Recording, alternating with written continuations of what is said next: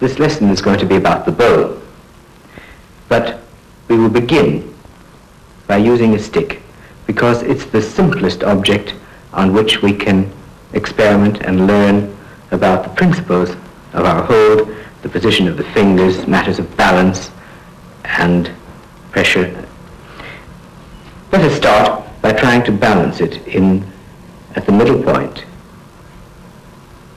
Would you like to try this? Find the exact middle of your stick where it balances. Then between the thumb on its side and the middle finger, the second finger, with dropped wrist, with rounded second finger and rounded thumb as well on its side, hold the stick. Actually, hold is an exaggeration.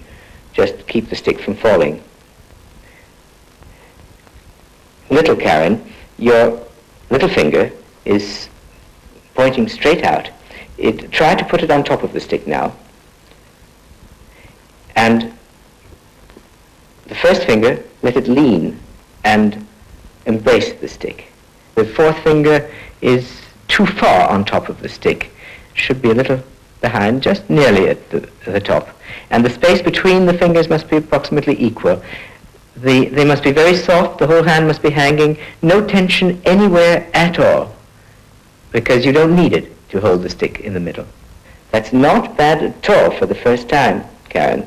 Look at Rosemary. She does it very well.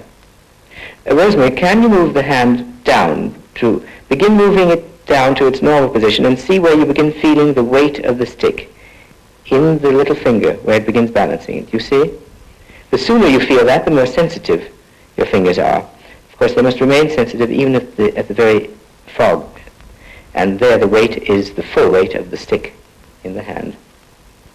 Incidentally, so that we are sure of our nomenclature, violinists call this finger the first, this the second, this the third, that the fourth. This applies to both hands, of course, because in violin playing, the fingers are always opposed to the thumb. Piano playing, they are all equal. To begin with this first hold, the ring, as it were, the middle finger and the thumb must be touching the stick at the top edge, including a bit of the nail, so that it may follow the stroke in the natural direction of its own joints. The thumb would normally slide if it weren't anchored to one spot. In the beginning you will find it will slide. This is the action it should be able to do, and this is the action it will do when it is finally established in contact with the stick. The second finger touches the stick along the distance between the first and second joint and into the first joint. It mainly around the first joint. The first finger leans on the stick, not completely on its side, but again at about a 45-degree angle, so that it is in a position to exert pressure and to be in line with the rest of the knuckles. It is not actually correct to speak of pressure when it is really the weight of the arm that is allowed to fall on the first finger, resisted by this section of the first finger, which carries the weight, which must never cave in. It also touches the bow, when necessary, to its tip, all the way around the stick. The fourth finger is nearly vertical, but it is exerting its pressure not on top of the bow, but slightly on the side of the bow, because it balances again the first phalange of the first finger. If it were on top of the bow, the first finger would lose contact touch with the bow completely. The third finger has, to a certain extent, the function of the fourth in that it can assist the lift of the fourth. We can hold it a little with the third. But it also has another function in what we call the up bow. That is when the arm moves from its extended position towards the body. And then it has an action against the thumb, which pushes the bow against the first finger, which can then apply its pressure, which it couldn't do if the third finger were not there. Our hold of the bow is built of two arcs. The one we have considered the middle hold between thumb and second finger, and the other one is the bridge, of which one pair is this first finger, and the other pair is separated into two legs, the third and fourth fingers. We must always be aware of this bridge, which spreads the weight of the arm, the weight which is mainly transferred to the first finger, but then retransferred back to the whole bridge that carries it. It is possible to illustrate this feeling in the hand. If we imagined that the pairs were allowed to move, they would move in that direction. And although this is not, our fingers don't slide on the stick, inside the hand we feel these pressures. We can exercise, however, the spreading of the knuckles, which is a good exercise for violinists in both hands.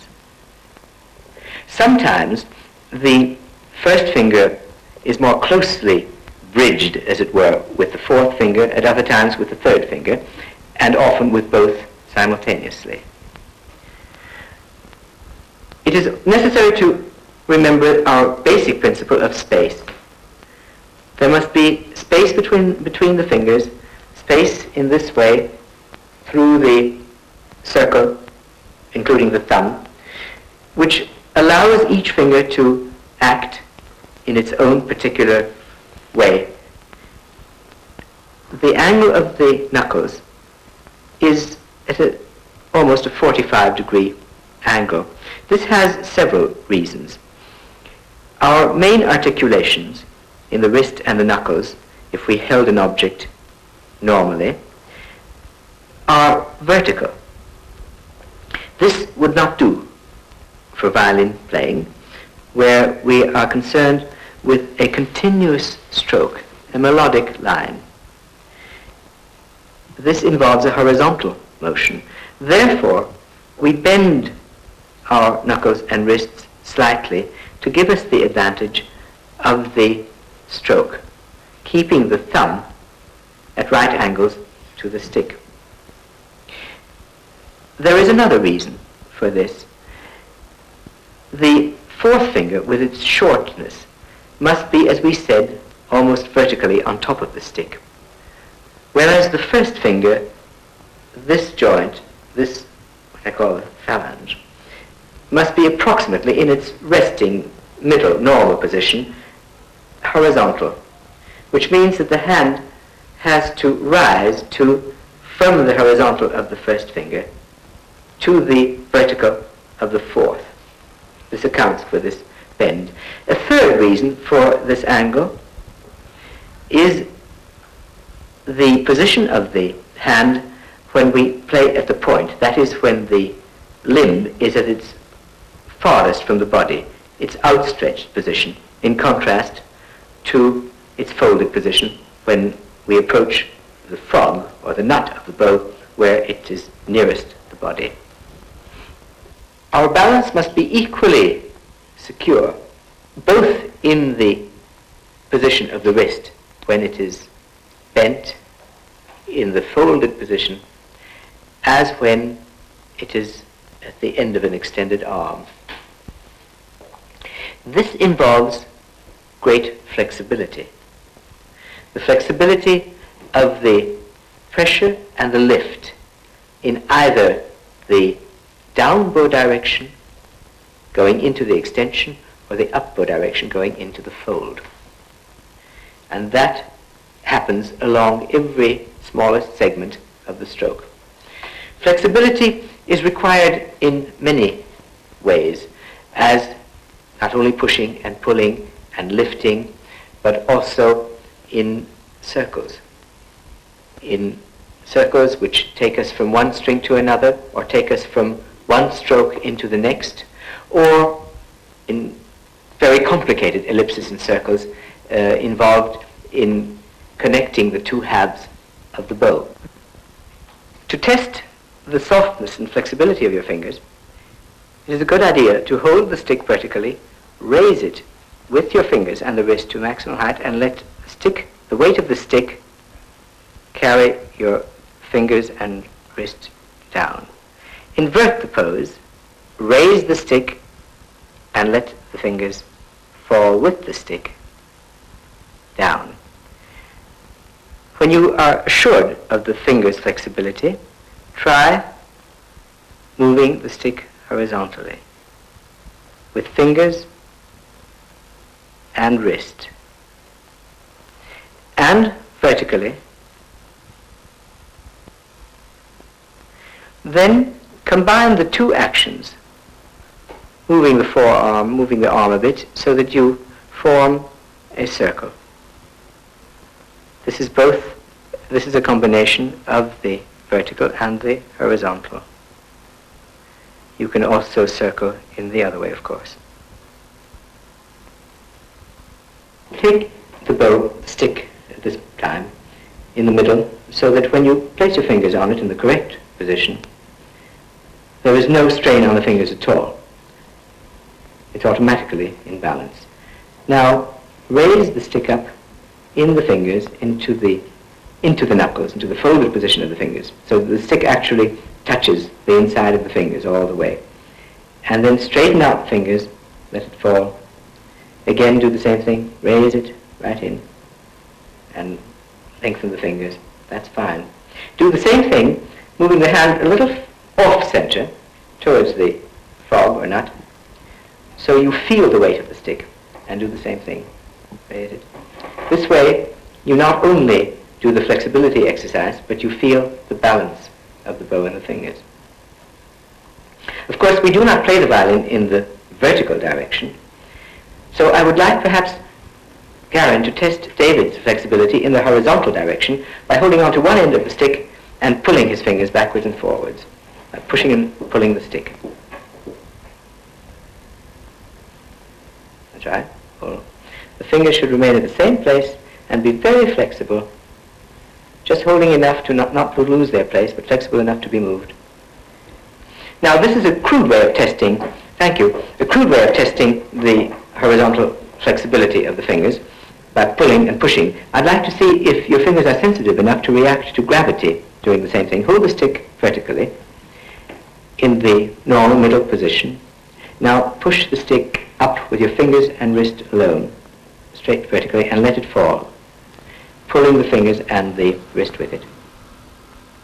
Again, up and down. We have to control the motion in the other way as well, so turn the stick around, again vertically, and push it up, and let it fall into the fingers. As high up as you can, and then let it fall. The thumb always rounded on its side, every finger in its right place, all the details very precisely attended to. Thank you. We have spoken a great deal about the bow without using a bow, and now I'm going to take one. We've come to the point when we can speak about strength. Strength in violin playing is of two kinds. There's the one which is concerned with the launching or catching of momentum. That is like a pulse. There is one movement which occurs intermittently with a passive reaction in between.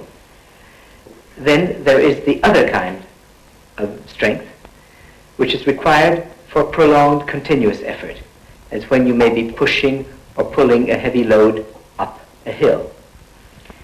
For the first, which is essential to a change of directions, because we all know when we throw a ball against the wall, it rebounds. When we catch, we rebound. When we throw, we give one impulse and then let the ball do the rest. The same thing happens in the change of directions between the down bow and the up bow on the violin. I would like to compare it with what I might call the smack bounce. That is, if we smack something or someone, perhaps a teacher, next us, this way, we smack and bounce back as the ball does off the wall. This movement must be like a whiplash, like a wave. We don't smack like that. We let the movement go all the way down into the tips of our fingers and back again. Now, this would account for the change of direction from a down bow to an up bow. The other way, we would imagine something behind us or on the side that we would smack with the back of our hand. And this is the way that would happen. And that would account for the change from the up bow to the down bow. Perhaps we could illustrate that, or perhaps you'd all like to try first just the smacking movement without the stick or the bow. Just smack away from you, like that. That's it. Not so down, Rosemary, perhaps a little bit more on the side plane. That's fine. That's very good. And try it going up a little bit like that, as if you were playing on the G string. Very good. And now the change, the other smack. Very good. Now perhaps you'd like to show it with a bow. I know that you won't lose the bow when you do that. And let me see now the smack to the side, that one. Very good. And the smack with the top part of the hand back behind you or on the side. That's right. Very good. Very good. That's fine. Now, this same intermittent effort is associated with the making of a circle. If we give a circle a certain impetus, again, we just give it one push and the rest is carried around. Can you do this making circles, giving each circle its new impetus? Very good. And the other way around, the other circle? Excellent. Excellent. The second aspect of strength is involved in the continuous pull and push, as opposed to the intermittent effort of the change of directions in the smack bounce. I'm using my left hand to substitute for the friction of the bow on the strings, this friction which is in proportion to the weight of the bow on the strings. In the down bow, the continuous pull looks like this, and you will see that there's an adjustment of the whole arm rotating towards the bow, towards the first finger, and in fact involving the shoulder to a certain extent. And in the up bow, a folding back, and this continuous adjustment is required in order to keep the bow on the straight line, as otherwise it would be describing arcs like that, or like that. And finally, as we approach the frog, the folded position in which even the shoulder blade contributes to the final motion. Now let us put the pieces of this little jigsaw together. We know the pull and the push, this continuous feeling along the whole stroke. But this stroke can also be very short, and we must still feel that same pull-push. We know the smack bounce, which is normally a very short, sharp motion, but that can also include in one motion the whole length of the bow, in either way. Now, if we put them together in a whole bow stroke, it will go something like this. We pull, we smack bounce, we push, we smack bounce. And this can easily take the form of a figure 8, much exaggerated, but it's an easy way to get into the feeling. Having said this, I would like to remind you that we can return to the no effort state, that state of floating sound when all we have to do is to balance the bow and to carry the weight in the shoulder. And that way the shoulder becomes quite aware of its responsibilities. We must control all degrees between this state of floating and the full strength that we may need. You see, the bow and its motion is a continuous, never-ending one, as if it were an endless bellows, as if we were given lungs which never ran out of air, never had to catch breath. That is the characteristic of violin sound and violin playing. Next time we will handle a bow, it will be to draw a sound on the violin. I hope that in our review of the preparatory exercises and the analysis of the motions, you have understood them well enough so that the next sound is going to be a nice one. Your first sound will be a lovely one. That's very rare among beginning violinists. But before we can do that, we will have to see how the violin is held. That will be the subject of our next